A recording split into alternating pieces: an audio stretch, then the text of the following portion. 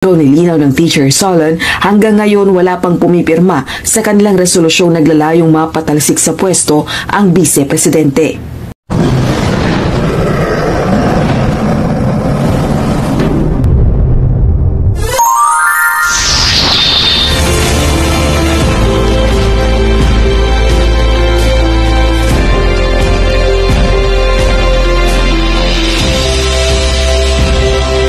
Generally, wala pang talagang nakapirma.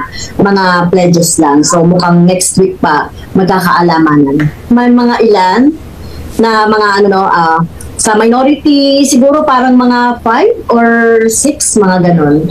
Sa majority naman ay lang sila, nagsasabi sila, siguro mga ganun din yung number. Ayon kay House Deputy Minority Leader, ACT Teachers Party List Representative Franz Castro, nakakuha na sila ng mahigit 10 pledges na susuportahan ng impeachment resolution na isinusulong ng Makabayan Bloc. Pero nilinaw ng Teacher Solon, hanggang ngayon wala pang pumipirma sa kanilang resolusyong naglalayong mapatalsik sa pwesto ang Vice-Presidente.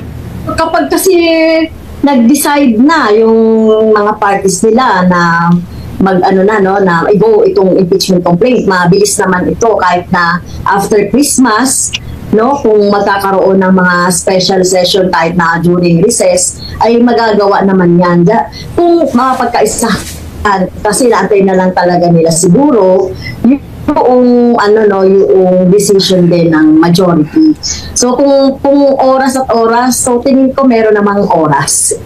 Kasalukuyan pang nakabinbin sa tanggapan ni House Secretary General Reginald Velasco ang 2 impeachment complaints na inihain laban kay VP Duterte.